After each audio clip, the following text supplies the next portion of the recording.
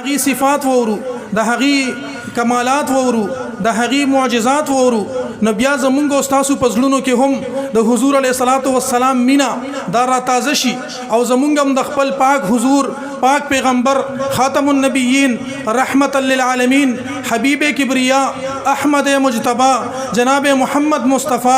صلی الله علیه و آله وسلم سره مینا او محبت پیدا شي او بیا مونږ تذکره د هغي کو بیا مونږ د هغي نوم اخلو بیا مونږ په هغي باندې د درود او سلام ترانه وایو بیا زمونږ استادو عملونه د هغي د سنت مطابق وي زمونږ استادو طور او طریقې د هغي د سنت مطابق وي زمونږ استادو اعمال د هغي د اعمال مطابق وي زمونږ استادو معاملات د هغي د معاملات مطابق وي نو ان شاء الله العزیز چې دا تعلق د جناب محمد مصطفی صلی الله علیه و آله وسلم سره په دې دنیا کې قائم شو په دې دنیا کې د هغي په طریقو په سنت مونږ روان شو دا تعلق با ان شاء الله العزیز په قبر کې هم پکار راځي او په میدان د محشر کې هم پکار راځي یو معجزه د حضور پاک صلی الله علیه وسلم بیانوم او غدا چې حضور پاک صلی الله علیه وسلم لا الله تبارک وتعالى ډېر معجزې ورکړې وي ډېر کمالات یې ول ورکړو بلکې تر دې پورې یو شاعر فرمایي چې نورو انبیاء کرام له خو الله معجزې ورکړې وي د چا په دم کې معجزه وا د چا په قدم کې معجزه وا د چا په رفتار کې معجزه وا د چا په گفتار کې معجزه وا خو شکر الحمدلله زمونږ استاد داسې پیغمبر دی چې هغه په دم کې معجزه ده په قدم کې معجزه ده په رفتار کې معجزه ده په گفتار کې معجزه ده او دیے معجزے انبیاء کو خدا نے دیے معجزے انبیاء کو خدا نے ہمارا نبی معجزہ بن کے آئے حاضرینو سبحان الله आवाज بخه په جوش سره راکوي ها چې کوم ستړي غیب امراله جواب راکوي چې قاسم چشتی سے ابتدا میدان تازه کما خو هم ده کنه سبحان الله وای دوړ لاسونه اوچت کې سبحان الله وای ماشاءالله ماشاءالله حضور پاک صلی الله علیه وسلم د هجرت په موقع باندې د ابوبکر صدیق رضی الله تعالی عنہ سره د مکه مکرمه د مدینه منوره طرف ته روان دي پلار کې دي ته د خوراک ضرورت محسوس شو یو زنانه ده یو خیمه ده یو زید التورشی یو زنانه ده کتابونو د حدیث د اغینوم لیکل دي د اغینوم د عاتقه او یو د هغه خاوند یو یزوی دي په دغه وخت کې دغه زنانه په کور کې موجوده ده ابوبکر صدیق رضی الله عنه د دوالو جهانو د سردار سره په دغه لار باندې تیریږي دوالو د یو بل سره مشوره کوي اے ابوبکر صدیق رضی الله عنه راځه دلته بس خوراک وکړو دې ځکه چې دینو لګ آرام وکړو او بیا به د دې ځای نمخ کې لاړ شو خبره تم توجه ده کنه نبی علیہ الصلوۃ والسلام د ابوبکر صدیق رضی الله عنه سره د دغه عاتقی بی د کور په خوا کې دغل د آرام فرما کیږي او دغل د کینی عاتقی بی ته وای چې د خوراک د پاره تاسو رسوي هغه مونږ لراکا عاتقه بی چې دا مشهور ده په ام معبد باندې دا ورته وای نبی علیہ الصلوۃ والسلام نه پیژني ابوبکر صدیق رضی الله تعالی عنہ نه پیژني دا ورته وای مونږ ډیر مهمان نواز خلک یو زمونږ په دې لار او په دې علاقه باندې چې څوک تیریږي مونږ د هغي خامخا مل مستیا کو خو په دې وخت کې د خوراک او د اسخاک مونږ سره هیڅ سم نشته دي مدینه منوره جانان ورته فرمایي دا تاسو په کور کې یو بیزه ولاړه ده دا بیزه راواله د دینه به مونږ پي واخلو دغه عاتقه بي ورته عرض کوي چې په دې بیزه کې خو پېم نشته په دې کې خو غوخم نشته دا بیزه خو نه جوړه ده په دې وجه خدا کور کې ده وګرنه زما خاون نوري بیزه غرته بوتلې دي د سرولو د پاره بوتلې دي د خوراک د پاره بوتلې دي دا نه جوړه ده دا ځکه په دې ځای کې پاتې شوی ده د دوالو جهانو سردار ابوبکر صدیق رضی الله تعالی عنہ ته حکم کوي اے یار غار لارشه دا بیزه مال راواله زب په دې باندې لاس کدما یا الله پوه شو د پيو چینه پوه شو چې کله هغه بیزه ول راولي نبی کریم صلی الله علیه وسلم خپل لاس مبارک د دغه بیزه په شا باندې کیږي احادیث کتابونه لیکي د فورا مخ کې پکې الله پیدا کی او حاضرینو د حضور علیه الصلاۃ والسلام د عاتقی بی د کور پيو ته ضرورت نشتا ځکه چې نبی علیه الصلاۃ والسلام الله تبارک وتعالى داسې بے مثل او بے مثال بشر پیدا کړو چې هغه ته د عاتقی بی د کور د پيو ضرورت نو هغه ته د عاتقی بی د کور کور د خوراک ضرورت نو هغه ته پلار کې د ام معبد د کور د خوراک ضرورت نو خدای د پاره چې دا خبره په حدیثو کې راشي دا د کتابونو زینت شي او ننم خلکو ته پته ولګي چې محمد ہمارے بڑی شان والے محمد ہمارے بڑی شان والے اور سوار لسو کالا پسم خلق میلاد مصطفیٰ مناوی اور دا حدیث پا کی ذکر کئی کہ اگا وقم خلقو تا پتہ لگی کہ محمد ہمارے بڑی شان والے نو حضرینو کہ کل عقیدت دے ضرورت نو زکر ورطا ضرورت نو کہ نبی علیہ السلام تخلیق اللہ پدا سے انداز کے کڑو کہ نبی علیہ السلام پخپل عمر کے یو وقت روجی نیولے دا سے روجی نیولے کہ نپا کے پیشمنی ہو دا سے روجی وی نپا کے روجمات ہو بس روجہ بوا ما خام بشو روجمات بنو بیابم روجوا دا پیشمنی وقت بشو پیشمنی بنو بیابم روجوا نبی علیہ السلام دا غیر روجو تا دا محدثینو پا اصطلاح کے 100 وصال وے لکی گی دا سے روجی نیولے وے چھ اگے کے روجمات ہو پیشمنی نو صحابو چھ اکتل چھ دا دوالو جہانو سردار خدا سے روجی نیسی نا حقی دا شان روجی شو روکلے دو درے رزی چھ تورے شوے دا صحابہ کرامو رنگ متغیر شو وجود کمزور شو نبی علیہ السلام تے نہ تپوس کئی اے زما صحابہ کرامو دا پتاسو باندے سچل شوے دے دا تاسو ولی دا سے شوے ہے دا صحابہ ورتوئی قربان یا رسول اللہ صلی اللہ علیہ وسلم دا تاسو چے سنگ روجینی سے 100 وصال نہ پکی روجمات اشتا نہ پکی پیش منیشتا یا رسول اللہ صلی اللہ علیہ وسلم منگستاسو پا طریقہ عمل کو او دا شانتی روجی منگم نیول شروع کردی دی اور دا دوالو جہانو سردار ورتا فرمائی ایکم مثلی تاسو کی زما پشان سوک دے تاسو زما پشان روجی نشینی ولے زکا نشینی ولے کہ اللہ تبارک و تعالی دا جنتونونا دا خپل جانبنا دا روجی پا حالت کی ہم مالا تو عام امرا کئی اس خاک امرا کئی سبحان اللہ سبحان اللہ تاسو نہ تپوس کوم کم انسان تا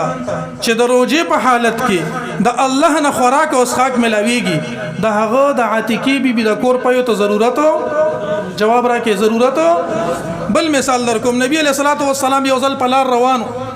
یو ماشوم چاره بار کړو د لاسونه د سکاګو واګشي په خله باندې زګونه راغلی نبی کریم صلی الله علیه و آله وسلم چې کتلی دي هغه ماشوم باندې د میرګو دوره و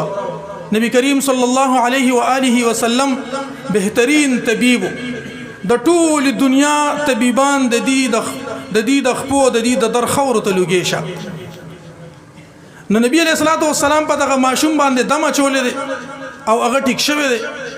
چې کله دی په سفر تریو چې واپس راتلل د قزنانه بیا په لار کې ولاړه ده دغه زنانه نبی علیہ الصلوۃ والسلام ته وی چې ما تاسو له دعوت کړې دي تاسو له چيلي حلال کړې دي نبی علیہ الصلوۃ والسلام دعوت قبول کو او دی ورته وی چې کله نه تاسو تلې زما هغه ماشوم بالکل ټیک ټاک شوی دی مخکې به په تلس راځي کې دغه جټکر اتلا او دغه بیماری په راتلا او تاسو چې کله په دمه چولې دي نو بالکل ټیک دی خبره تم توجه ده کنه نو چې کله نبی علیہ الصلوۃ والسلام له دعوت کړې دي چيلي حلال کړې دي په یو کټوي کې اچولې دي وسته بر له داسې لاس کې راکړې نو ډېر برابر نه مخه بس زکه چې زماله اسونو کولوي نو بیا ډېر جوش کې لګیا یم په بهر حال تاسو ته وکړې د خبرې عمده غدي نو چې کله دا چيلي حلال کړې دي په کټوي کې اچولې دي نو هغه کې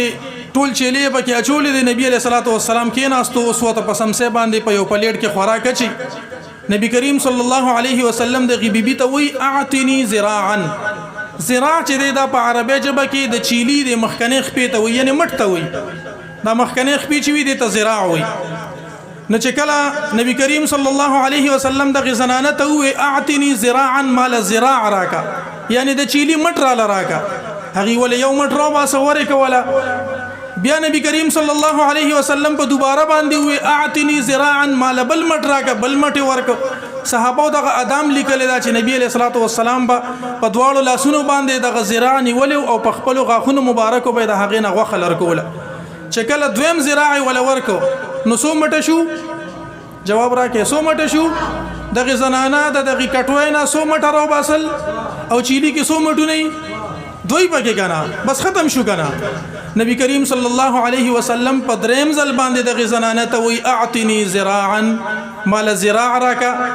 نو دغه بیبي صحابیه نه والا که صحابیه و بیا به انکار نو کړي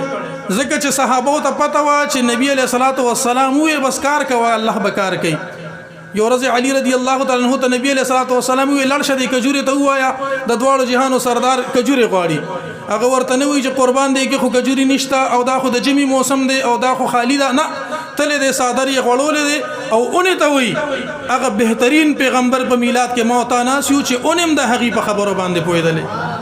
نو اونې ته وی چې د دواړو جهانو سردار تازه کجوري غواړي حضرت علي رضی الله تعالی عنہ مختصر دا چې دا صادر یې د کجورو ډک نبی علیہ الصلوۃ والسلام لراوړل نو دغه بیبي ته پته نه و نو هغه ورته وی یا رسول الله صلی الله علیه وسلم په چیلی کې خو دوه مټونه دواړه مې تاسو ته واچول نور مټونه پکې نشته نبی علیہ الصلوۃ والسلام ته فرمای اے بیبي داسې بده نه ویل بلکې داسې بده ویلیو چې تا په دا سمسه ورخته کړي وا تا په دې کټوي ته دا سمسه ورخته کوله او رب العالمین به زما د پاره پدې کې زراع پیدا کول او تا ورو باسل او ما بخړل نو د کم شخصیت د پاره چې پکټوي کې دنه الله تبارک وتعالى زراع پیدا کړي چیلی مټ پیدا کړي د هغه د ام معبد د کور پيوتا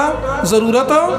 خو بیام چې احادیثو کې راشي چې پته ولګي چې محمد صلی الله علیه و آله وسلم ډېر د اوچت شان خاوند دی به هر حال قصه مختصر چې کله اغي په چيلې باندې خپل لاس کېږدي نو د اغي نه پي را روان شي نبی علیہ الصلوۃ والسلام ته نور له لوخي ډک کی په خپل باندې پیوس کی او بیا د هغي لوخیم چې دینو د پيو نه ډک کی او نبی علیہ الصلوۃ والسلام ابو بکر صدیق رضی الله تعالی عنہ دا په خپل لار باندې لاړ شي چې لږ وخت تیر شي د ام معبد خاون ابو معبد چې خپل نوم اکثم بن الجون دی راشي او دی وی چې اے بیبي زه خو په کور کې نن رڼاګانې وینم په کور کې انوار او تجلیات وینم دا څه چل شوی دی هغه ورته وی ته خو خبر نه منکر یو سړی راغلو نوم ولا نه ورته پہچان او تعارف نه د خپل ځان نه ورل نوم کیدی منکر مبارک راغلو مبارک ز منکر راغلو وای دا څنګه مبارکو هغه ورته صفاتونه کوي د څه بهترین شخصیتو د څه قد والو نه ډیر دنګو نه ډیر چیتو نه ډیر نریو نه ډیر غټو د څه بهترین روزي وي د څه بهترین مخو د څه د ودوحه رخصار تذکرې ورته کړې دي نبی علیہ الصلوۃ والسلام د واللیل زلف تذکرې ورته کړې دي د حضور علیہ الصلوۃ والسلام د ما زاغ البصر و ما طغى د سترګو تذکرې ورته کړې دي د حضور علیہ الصلوۃ والسلام د الم نشرح لك صدرك د سینې تذکرې ورته کړې دي د حضور علیہ السلام صفاتونه ورته بیان کړې دي او یو بهترینه جمله ورته دا بیانې چې داسې یو شخصیت راغلو احسنهم من قریب واجملهم من بعید داسې یو بهترین سړی منکر راغلو داسې یو بهترین مل راغلو چې نږدې نه دی ورته قتل خستخکار کېدو چې لره نه دی ورته قتل خستخکار کېدو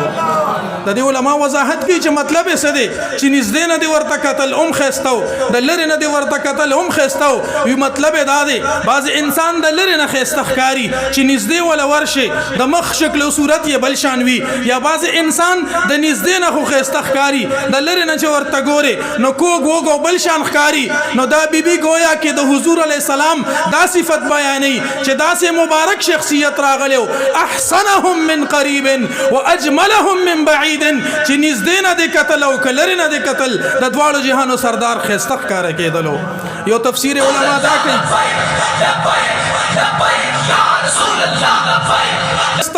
او د لری نم خستو د دې مطلب دا دی چې نبی کریم صلی الله علیه وسلم لا کله دی بیبي د لوخي د پيو د پاره لوخي راولل د لری نه ورته او قتل د دواړو جهانو سردار احمد مختار د شرم او د حیا د وجه خپل سترګې خطه کړې وي د پردیس زنانه ته برنه قتل پسترګو کې شرم او حیا وا د هغي په ذات کې عزت د زنانو پروتو د هغي پسترګو کې د زنانو د پاره حیا پرتاوا چې کله نږدې راغلم د پيو د لوخي می خواله راولل په هغه وخت کې د دې عینین نرګسین د زمکه طرف ته دي د زنانو طرف ته بر نظر نه اوچتای زکوي ما دا اعلان وکړو چې د لری نه ورته قتل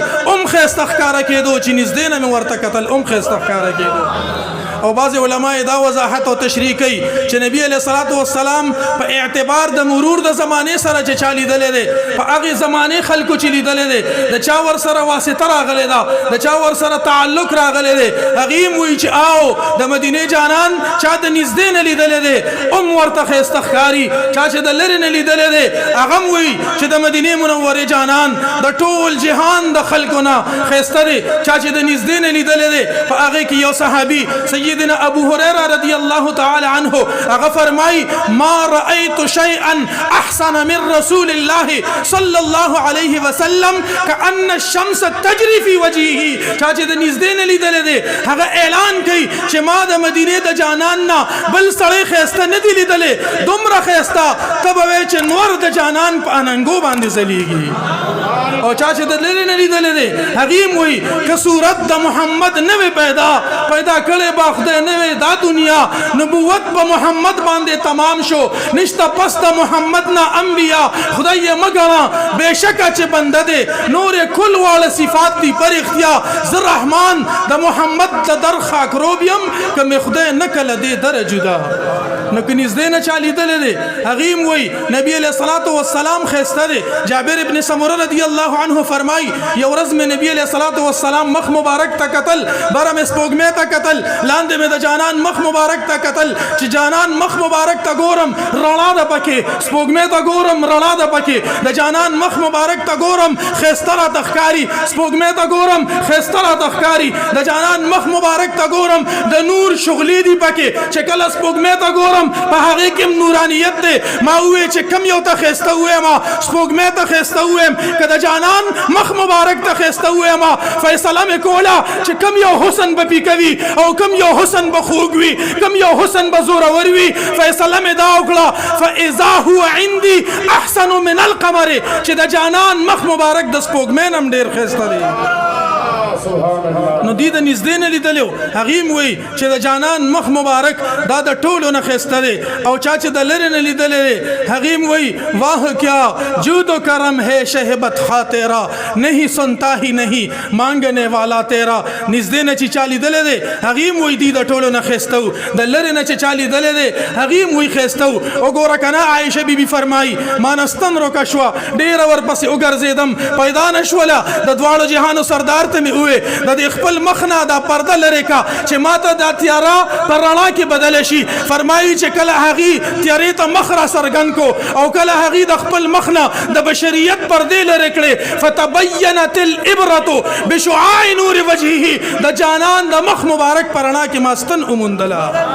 نو چا چې د نږدې نه لیدلې او کده لري نه لیدلې وایي چې احسنهم من قریب واجملهم من بعید. د معبد خاون ورته وایي ای بیبي ما سره مو زیاته مو را سره زکه وکړو چې دا بهترین شخصیت دا مبارک دلته راغلو پکار دا چې ما پسې دا ماشوم را لګلې وي ورته وایي خټیک دا کنه هغه په داسې باندې تللی دی چې کلم واپس راشي تل لري مزه زبر د تا پسې دا ماشوم درولېږم د کومو احسنهم من قریب د اجملهم من بعید دیدار چې مونږه کړی دی هغه دیدار به ته هم وکې چې کله دی دغلته ورځ شپې سبا کوي دغه معبد دغه اکثم بن الجون لري نزي خپل ګډي بيزي د نږدې غر ته بوزي د یو خو بل خو نزي په دغه نږدې ځای کې خپل ګډي تیر سري او تر دې کې وخت تیریږي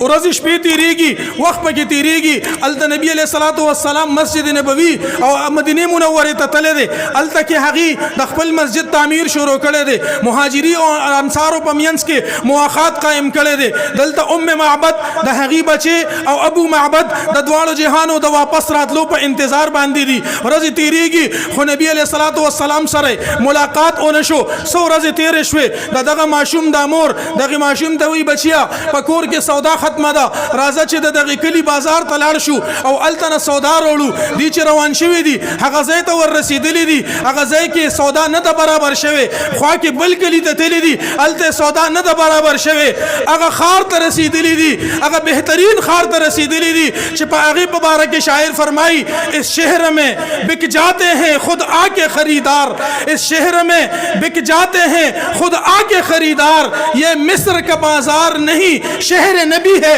نو په دغه ځای کې چې کله دغه معبد رسیدلې ده دا ماشوم ور سره دی یو دکاندار سره ولاړ دی خپل سودا کوي دا ماشوم غیر چاپیر ګوري ناګهانه مور د لمن نه راکاږي د مور ته وای یا امه ان هذا الرجل الذي كان مع المبارك اے مور وګوره کنه د مبارک سره چې کم سړی راغلو اخو په دغه بازار کې او په دغه لار کې روان دی دغه معبد چې وګوري ابو بکر صدیق رضی الله عنه هغه چې دین مجاهدینو په لار کې رواني نبی علیہ الصلوۃ والسلام طرف ته رواني دغه معبد ورمنډه کړې ده ورته وی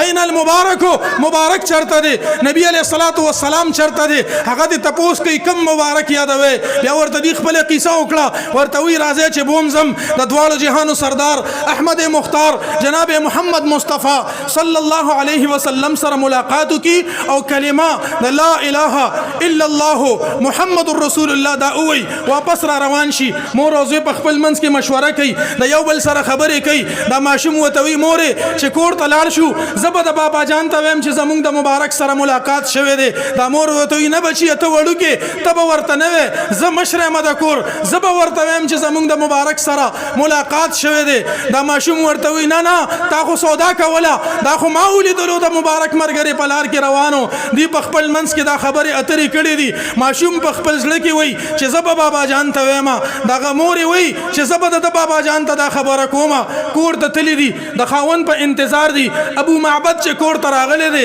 نه ماشوم څه ویلی دي نه دی بیبي څه ویلی دي ابو معبد په خپله باندې وی کور کې خو نن بیا رڼاګانې دي جوړې بیا مبارک تشریف راوړی دی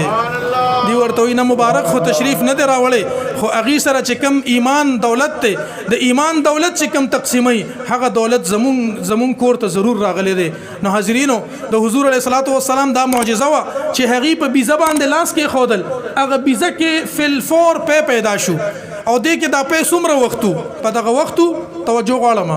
صرف په دغه ورځو یا 2 ورځې یا 3 ورځې څو ورځې بس دا خپله خبره کومه به طور نتیجه بیا خپله خبره را ختمومه چې بیزه کې خو پیدا شو او نبی علیہ الصلوۃ والسلام او ابوبکر صدیق رضی الله عنه ته پي اوسکل او دا بیزه بے پيو او چوا زمونږ د علاقې خلک داسې ساروي ته اوچ وته وایو کنه او چې بیزه وا او ناجوړم وا او بے غوخم وا یعنی بس ټپ ټیپ وا خو چې نبی علیہ الصلوۃ والسلام دا لاس ور سره ولګېدو په دې کې الله دومره کمال اچولې دی چې فلفور صحتیابم شو پاغي کې پم پیدا شو خدا په سورزیو بس دا زما تاسو له کوم پیغام در کوم غدا دی چې حضور علیه الصلوۃ والسلام دومره با برکت ذات دی دا په 2 ورځې 3 ورځې 4 ورځې 100 ورځې د دې تذکره د احادیثو په کتابونو کې موجود ده ابو بکر صدیق رضی الله تعالی عنہ د حضور علیه الصلوۃ والسلام د ظاهری دنیا نه پس هغه خلیفہ تقریبا 2 کاله او نبی علیہ الصلوۃ والسلام په ظاهری دنیا باندې د هجرت نه پس تقریبا 10 کاله په دې دنیا کې د هغې نه پس